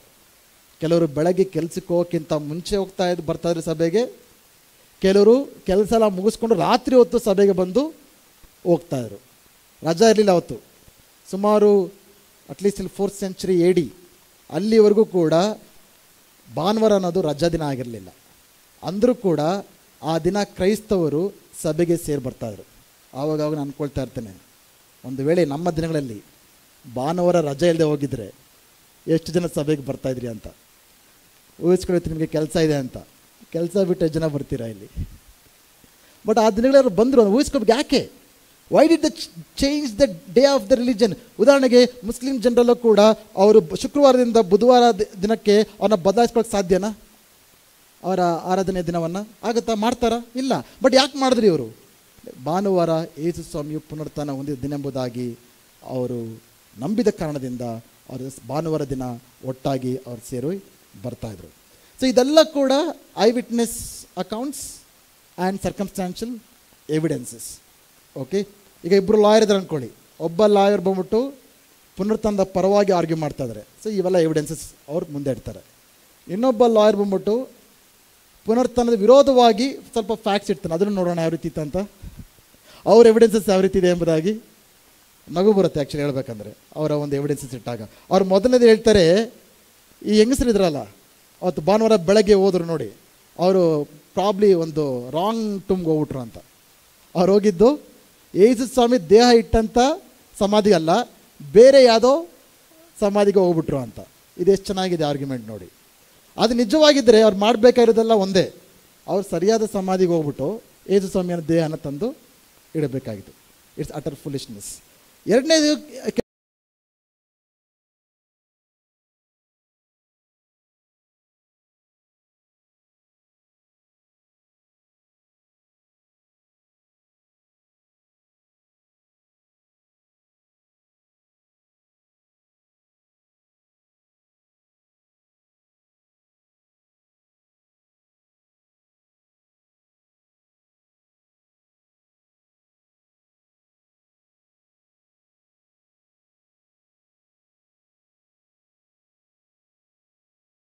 ಎಲ್ಲರೂ ಕೂಡ ಅವ್ರು ನಾರ್ಮಲ್ ಜನರಾಗಿದ್ದರು. ಎರಡನೇದು, ಜನರು ಭ್ರಮೆ ಪಡ್ತಾರಲ್ಲ, ಅವ್ರ ಅನುಭವ ಅವ್ರು ಏನು ಬಗ್ಗೆ ಭ್ರಮೆ ಪಡ್ತಾರೆ ಅಂದರೆ ಅದು ವೆರಿ ಪರ್ಸ್ನಲ್ ಆ್ಯಂಡ್ ಸಬ್ಜೆಕ್ಟಿವ್. ಅವರ ಜೀವನದಲ್ಲಿ ನಡೆದಿರತಕ್ಕಂಥ ಸಂಗತಿಗಳಿಗೆ ತಿಳಿದಕ್ಕಂಥ ಜನರ ಮೇಲೆ ಮಾತ್ರ ಆ ಭ್ರಮೆಯನ್ನು ಪಡ್ತಾರೆ. ಬಟ್ ಇಲ್ಲಿ 500 ಜನರು ಎಲ್ಲರೂ ಕೂಡ, ಎಷ್ಟೋ ಜನರನ್ನು ಕಂಡ್ರಲ್ಲ, ಅವರೆಲ್ಲರೂ ಕೂಡ ಈ ಒಂದು ಭ್ರಮೆ ಪಡೋಕ್ಕೆ ಸಾಧ್ಯ ಇಲ್ಲ. ಯಾಕೆಂದರೆ ಅವರ ವೈಯಕ್ತಿಕ ತಮ್ಮ ಒಂದು ವಿಷಯಗಳ ಬಗ್ಗೆ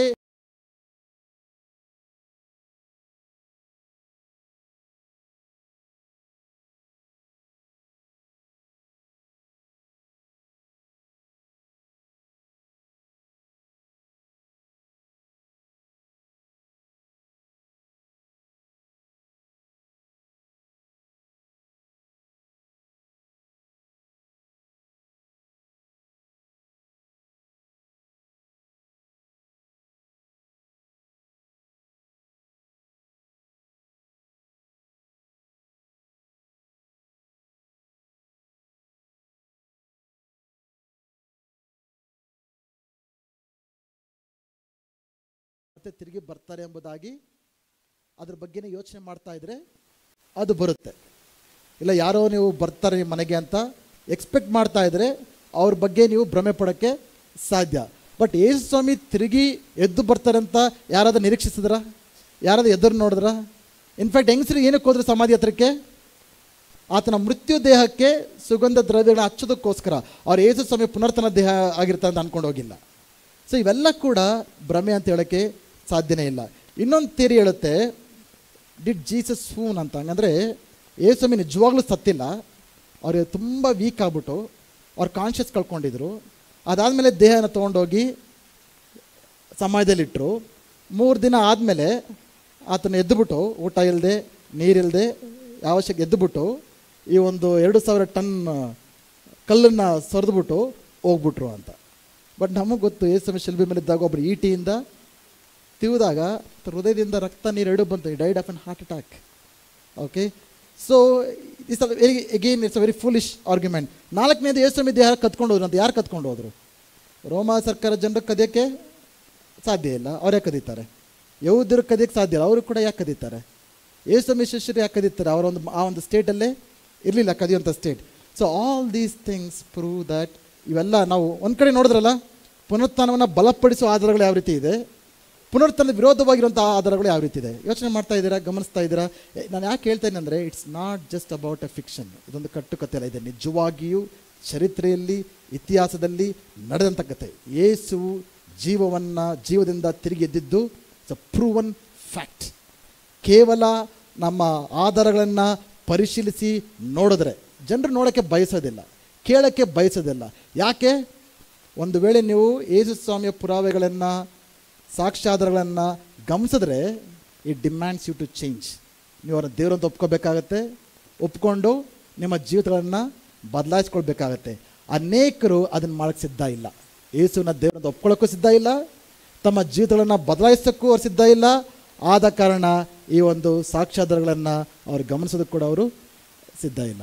ಸೊ ಇವತ್ತು ನಮಗೆ ಪುನರುತ್ಥಾನವನ್ನು ಆಚರಿಸತಕ್ಕಂಥ ನಮಗೆ ಈ ಪುನರುತ್ಥಾನದಿಂದ ನಾವೇನು ಕಲಿಬೋದು, ಇದು ನಮಗೆ ಯಾವ ರೀತಿ ಅನ್ವಯಿಸುತ್ತೆ ಅನ್ನೋದನ್ನು ನಾವು ಒಂದು ನಿಮಿಷ ನಾನು ಹೇಳೋಕ್ಕೆ ನಾನು ಬಯಸ್ತೇನೆ. ಈ ಪುನರುತ್ಥಾನದಿಂದ ನಮಗೇನು ಅರ್ಥ ಆಗುತ್ತೆ ಅಂದರೆ, ಯೇಸುವೇ ದೇವರೆಂಬುದಾಗಿ ನಿರೂಪಿಸಲ್ಪಡುತ್ತೆ. ಹಾಲೆಲೂಯಾ. ಯೇಸು ಸ್ವಾಮಿಯು ತಾನು ಯಾರಂತ ಹೇಳಿದ್ನೋ ತಾನು ಮರಣದಿಂದ ಎದ್ದಿದ ಮುಖಾಂತರ ಆತನು ನಿರೂಪಿಸಿದ್ದಾನೆ. ಹಾಲೆಲೂಯಾ. ಎರಡನೇದು, ಯೇಸು ಸ್ವಾಮಿಗೆ ಪಾಪಗಳನ್ನು ಕ್ಷಮಿಸುವ ಅಧಿಕಾರ ಇದೆ. ಆ ಪುನರುತ್ಥಾನವು ಏನೇನು ನಿರೂಪಿಸುತ್ತೆ? ಯೇಸು ಸ್ವಾಮಿಯು ಪಾಪಗಳನ್ನು ಕ್ಷಮಿಸುವ ಶಕ್ತಿ. ಅದು ನಮ್ಮ ಪಾಪಗಳು ಕ್ಷಮಿಸಲ್ಪಟ್ಟಿವೆ. ಯಾರೆಲ್ಲ ಯೇಸು ಸ್ವಾಮಿಯನ್ನು ನಂಬಿದ್ದೇವೋ, ನಮ್ಮ ಪಾಪಗಳನ್ನು ಅರಿಕೆ ಮಾಡಿದ್ದೇವೋ, ನಮಗೇನು ಸಿಕ್ಕಿದೆ? ಪಾಪಗಳ ಕ್ಷಮಾಪಣೆ ಸಿಕ್ಕಿದೆ. ಹಾಲೆಲೂಯಾ. ಮೂರನೇದು, ಯೇಸು ಸ್ವಾಮಿಯು ಮರಣವನ್ನು ಗೆದ್ದಿದ್ದಾನೆ. ಹಾಲೆಲೂಯಾ. ಆದ್ದರಿಂದ ನಾವು ವಿಶ್ವಾಸಿಗಳಾದ ನಾವು ಮರಣಕ್ಕೆ ಭಯಪಡೋ ಅವಶ್ಯಕತೆ ಇಲ್ಲ. ಯಾರಿಗಾದ್ರೂ ಭಯ ಇದೆಯಾ ಮರಣದ ಬಗ್ಗೆ? ರೋಗದ ಬಗ್ಗೆ ಭಯಪಡೋ ಅಗತ್ಯ ಇಲ್ಲ. ರೋಗಗಳು ಯಾಕೆ ಜನರು ರೋಗಕ್ಕೆ ಭಯಪಡೋದು? ಎಲ್ಲರಿಗೂ ರೋಗದ ಭಯ ಇದೆ ತಾನೆ. ರೋಗಕ್ಕೆ ಕಂಡ್ರೆ ಯಾಕೆ ಜನರಿಗೆ ಭಯ? ಸಾಯ್ತೀವಿ ಅಂತ. ಸಾಯೋದ್ರ ಮೇಲೆ ಭಯ ಇಲ್ಲ ಅಂದರೆ ರೋಗದ ಬಗ್ಗೆ ಭಯ ಇರಲ್ಲ. ಯಾವ ರೋಗ ಬಂದರೆ ಏನು? ಒಂದು ಪ್ರಾರ್ಥನೆ ಮಾಡ್ತೀವಿ, ದೇವ್ರು ವಾಸಿ ಮಾಡ್ತಾರೆ. ಇಲ್ಲ ಅಂದರೆ ಡಾಕ್ಟ್ರುಗಳು ಮೆಡಿಸಿನ್ಸ್ ಇದೆ, ಅವ್ರು ಮಾಡೋದನ್ನು ಮಾಡ್ತಾರೆ, ದೇವ್ರಿಗೆ ಸ್ತೋತ್ರ. ಎರಡೂ ಆಗಿಲ್ವಾ? ಸಾಯ್ತೇವೆ. ಏನು ಅದರಿಂದ ಬರುವಂಥ ನಷ್ಟ? ದೇವರ ಮಕ್ಕಳಾದ ನಾವು ಧೈರ್ಯದಿಂದ ಆತನ ಸಾನ್ನಿಧ್ಯಕ್ಕೆ ಹೋಗ್ರೋದು. It's a matter of just a moment. To be absent here in the body is to be present with Christ. ದೇವರ ಸಾನ್ನಿಧ್ಯಕ್ಕೆ ನಾವು ಹೋಗುವಂತಾಗಿದ್ದೇವೆ. ಆದರೆ ವಿಶ್ವಾಸಿಗಳಾದ ನಾವು ಈ ಪುನರುತ್ಥಾನ ದಿನದಂದು ಈ ಭಯಗಳು ನಮ್ಮ ಮನಸ್ಸಿಂದ ಹೋಗಬೇಕು. ರೋಗದ ಭಯಗಳು, ಈ ಒಂದು ಮನುಷ್ಯರ ಭಯಗಳು, ಶಾಪಗಳ ಭಯವು, ಪರಿಸ್ಥಿತಿಗಳ ಭಯವು, ಮರಣದ ಭಯವೇ. That's the greatest fear. ಆ ಭಯ ಹೋದರೆ ನಮ್ಮ ಜೀವನದಲ್ಲಿ ಯಾವ ಭಯ ಇರೋಕ್ಕೆ ಕೂಡ ಸಾಧ್ಯ ಇಲ್ಲ. ಹಾಲೆಲೂಯಾ. ಅಂತ ಒಂದು ಜಯಭರಿತವಾದ ಜೀವನ ಜೀವಿಸೋದಕ್ಕೆ ಸಾಧ್ಯ. ನಾಲ್ಕನೆಯದು, ಪುನರುತ್ಥಾನ ಏನನ್ನು ನಿರೂಪಿಸುತ್ತೆ ಅಂದರೆ, ಯೇಸು ಸ್ವಾಮಿಯು ಸೈತಾನನ ತಲೆಯನ್ನು ಜಜ್ಜಿದಾಗಿದ್ದಾನೆ, ದುರಾತ್ಮ ಶಕ್ತಿಗಳನ್ನು ಸೋಲಿಸಿದ್ದಾನೆ. ನಾವು ಕೆಲವರಿಗೆ ದೆವ್ವಗಳ ಭಯ, ದುರಾತ್ಮಗಳ ಭಯ. ಯಾರೋ ನಮ್ಮ ಮೇಲೆ ಏನೋ ಮಾಡಿಬಿಟ್ಟಿದ್ದಾರೆ, ಜನರಿಗೆ ಹೊಟ್ಟೆ ಕಿಚ್ಚು ಬಂದ್ಬಿಟ್ಟಿದೆ ನಾವು ಚೆನ್ನಾಗಿರೋದು ನೋಡಿ, ಏನೋ ಮಾಡಿಬಿಟ್ಟಿದ್ದಾರೆ ಅಂತ ಆ ರೀತಿ ಅನೇಕರು ಹೇಳ್ತಾರೆ. ನಾವು ಯಾವ ಮಂತ್ರಗಳಿಗೆ, ತಂತ್ರಗಳಿಗೆ, ಸೈತಾನಿಗೆ, ದೆವ್ವಗಳಿಗೆ, ಭೂತಗಳಿಗೆ ಎದುರು ಅವಶ್ಯಕತೆ ಇಲ್ಲ. ಎದುರ್ತಾ ಇದ್ರೆ ನಂಬಿಕೆ ಇಲ್ಲ ಅಂತ ಅರ್ಥ. ನಂಬಿಕೆ ಇಲ್ಲ ಅಂತ ದೇವ್ರ ವಾಕ್ಯ ಓದಿ, ನಂಬಿಕೆ ಬರುತ್ತೆ, ಇವೆಲ್ಲ ಹೋಗುತ್ತೆ. ಭಯದಲ್ಲಿ ಜೀವಿಸೋ ಅಗತ್ಯ ಇಲ್ಲ. ಹಾಲೆಲೂಯಾ. ಯೇಸು ಸ್ವಾಮಿ ಸೈತಾನನ ದುರಾತ್ಮ ಶಕ್ತಿಯನ್ನು ಎದ್ದು ಜೀವಿಸಿದ್ದಾನೆ. ಇದೆಲ್ಲದಕ್ಕಿಂತ ಒಂದು ದೊಡ್ಡ ವಿಷಯ ಅಂದರೆ, ಪುನರುತ್ಥಾನದಿಂದ God has begun his second creation. ದೇವರು ಎರಡನೆಯ ಸೃಷ್ಟಿ, ನೂತನ ಸೃಷ್ಟಿಯನ್ನು ಪ್ರಾರಂಭಿಸಿದ್ದಾನೆ. ಅದು ಪುನರುತ್ಥಾನ ನಮಗೆ ತಿಳಿಸುತ್ತೆ. ನಾವು ಹೇಳುತ್ತೆ 2 Corinthians 5:17, behold if there's anyone in Christ Jesus. ಈಗೋ ಯಾವನಾದರೂ ಕ್ರಿಸ್ತನಲ್ಲಿರುವುದಾದರೆ ಆತನೇನಾಗಿದ್ದಾನೆ? ನೂತನ ಸೃಷ್ಟಿ. ಹಳೆಯದೆಲ್ಲ ಕೂಡ ಗತಿಸಿ ಹೋಗಿದೆ, ಎಲ್ಲವೂ ಕೂಡ ಹೊಸದಾಗಿವೆ. ಸೊ ನಾವೆಲ್ಲ ಏನಾಗಿದ್ದೇವೆ? ನೂತನ ಸೃಷ್ಟಿ. ಹಳೆಯ ಸೃಷ್ಟಿ ಒಂದಿತ್ತು, ಅದು ಆದಿಕಾಂಡದಲ್ಲಿ ನೋಡುತ್ತೇವೆ. ಯೇಸು ಕ್ರಿಸ್ತ ಪುನರುತ್ಥಾನದಿಂದ ನಮಗೇನಾಗಿದೆ? ಈಗ ಎರಡನೇ ಸೃಷ್ಟಿ ಪ್ರಾರಂಭವಾಗಿದೆ. ಈ ಮೊದಲನೇ ಸೃಷ್ಟಿಗೂ ಈ ಎರಡನೇ ಸೃಷ್ಟಿಗೂ ವ್ಯತ್ಯಾಸ ಏನು ಗೊತ್ತಾ? ಮೊದಲನೇ ಸೃಷ್ಟಿಯಲ್ಲಿ, ಆದಿಕಾಂಡದಲ್ಲಿ, ದೇವರು ಮೊದಲು ಪರಲೋಕಗಳನ್ನು, ಭೂಲೋಕಗಳನ್ನು ಉಂಟು ಮಾಡಿ ತರುವಾಯ ಮನುಷ್ಯನನ್ನು ಸೃಷ್ಟಿ ಮಾಡಿದ್ರು, ಹೌದಾ? ಆ ಎರಡನೇ ಸೃಷ್ಟಿಯಲ್ಲಿ ದೇವರೇನು ಮಾಡ್ತಾ ಇದ್ದಾರೆ? ಮೊದಲು ಮನುಷ್ಯರನ್ನು ಸಿದ್ಧ ಮಾಡ್ತಾ ಇದ್ದಾರೆ, ನೂತನ ಸೃಷ್ಟಿಗಳನ್ನು ಮಾಡಿ ತರುವಾಯ ಹೊಸ ಪರಲೋಕ, ಹೊಸ ಭೂಲೋಕಗಳನ್ನು ದೇವರು ಸೃಷ್ಟಿ ಮಾಡ್ತಾ ಇದ್ದಾರೆ. ನಾವೆಲ್ಲರೂ ಕೂಡ ಆ ಒಂದು ಲೋಕದಲ್ಲಿ ಇರುವುದಕ್ಕೆ ನಮ್ಮನ್ನು ಸಿದ್ಧ ಮಾಡ್ತಾ ಇದ್ದಾನೆ.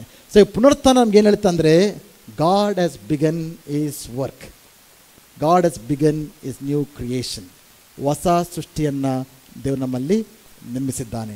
ಅದರಿಂದ ಪ್ರಿಯರೇ, ಪುನರುತ್ಥಾನವನ್ನು ದಿನದಂದು ನಾವು ಜ್ಞಾಪಕ ಮಾಡ್ಕೊಳ್ತಾರೆ. ನಾವು ಈ ಒಂದು ಪುನರುತ್ಥಾನದ ಅನುಭವದಲ್ಲಿ ನಡೆಯಬೇಕಾಗಿದೆ. It's a fact. ಇದು ಒಂದು ಕಥೆಯಲ್ಲ, ಇದೊಂದು ಭ್ರಮೆಯಲ್ಲ, ಇದೊಂದು ಮೂಢನಂಬಿಕೆಯಲ್ಲ, ಇದಕ್ಕೆ ಆಧಾರಗಳಿವೆ. ಕ್ರೈಸ್ತವರಾದ ನಾವು ಧೈರ್ಯದಿಂದ ಇರೋಕ್ಕೆ ಸಾಧ್ಯ. ನಾವು ಬೆಳೀಬೇಕಂದ್ರೆ ಅನೇಕ ನನಗೂ ಡೌಟ್ಗಳು ಇರ್ತಾ ಇತ್ತು. ನಿಜವಾಗ್ಲೂ ದೇವರಿದ್ದಾರಾ? ಯಾವಾಗ ಶಾಲೆಗಳಿಗೆ ಹೋಗ್ತೀವೋ, ಸೈನ್ಸ್ ಬಗ್ಗೆ ಓದ್ತೀವೋ, ಮೈಂಡಲ್ಲಿ ಡೌಟ್ಗಳು ಬರ್ತವೆ, ನಿಜವಾಗ್ಲೂ ದೇವರಿದ್ದಾರಾ ಅನ್ನೋ ಪ್ರಶ್ನೆ ನನಗೂ ಬಂದಿತ್ತು ಅನೇಕ ಸಾರಿ. ಆವಾಗೆಲ್ಲ ಭಾಳ ರ್ಯಾಷ್ನಲಾಗಿ ಥಿಂಕ್ ಮಾಡ್ತಾಯಿದ್ದೆ ನಾನು. ಇವಾಗ ಫೇತ್ ಬಂದುಬಿಟ್ಟಿದೆ, ರ್ಯಾಷ್ನಲ್ ಕಡಿಮೆ ಆಗಿಬಿಟ್ಟಿದೆ. ಬಟ್ ಈ ಒಂದು ಎವಿಡೆನ್ಸಸ್ ಎಲ್ಲ ಯಾರು ರ್ಯಾಷ್ನಲ್ ಥಿಂಕ್ ಮಾಡ್ತಾ ಅಂತಾರೆ ಉಪಯೋಗ ಆಗುತ್ತೆ. Yesu Swami it's not just a matter of blind belief, ಒಂದು ನಂಬಿಕೆ ಅಲ್ಲ, ಬಟ್ ನಿಜವಾಗಿ ಕೂಡ ಯೇಸು ಸ್ವಾಮಿ ಪುನರುತ್ಥಾನ ಇದ್ದಿದ್ದಾನೆ ಎಂಬುದಾಗಿ. ಎಲ್ಲರೂ ಕೂಡ ನಿಂತುಕೊಳ್ಳೋಣ. ಈ ಒಂದು ಪುನರುತ್ಥಾನ ಒಂದು ದೇವರ